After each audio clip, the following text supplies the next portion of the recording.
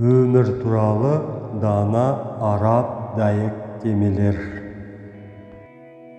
Иманды адам аш болса шыдайды, тоқ болса шүкір етеді. Ұрсаң қатты ұр, ескерсең естірт өзіңді. Егер ер адам әйеліне себепсіз сыйлық берсе, онда оның себебі бар. Басқалардан емес, кешегіден жақсы болу керек. Жақсылықты табу үшін жақсылыққа да, жаманға да жақсылық жаса. Жүрек көзден алдында көреді.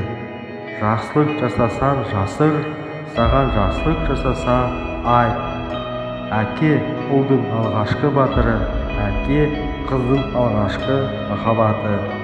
Сіз жақсы көретін адамыңызды жек көрмейінше кешіре бересіз. Ақылды адам көзіңді сан түсінеді, итерсең ақымақ түсінеді. Ең қуаныштысы, олар сен ешқашан істемейді деп ойлайтын нәрсені жасау.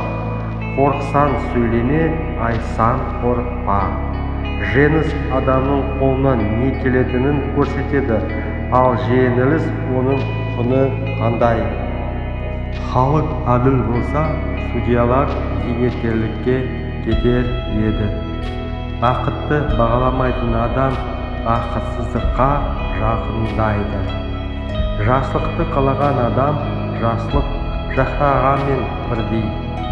Құмыраның ішіндегісін ғана төгуге болады. Қасқырдан қорқатындар қой өсірмейді. Әлсізді жеңу жеңіліспен бірдей. Ұят өмірден ұзақ. Халвадан тәтті не бар? Жаулықтан кейін достық.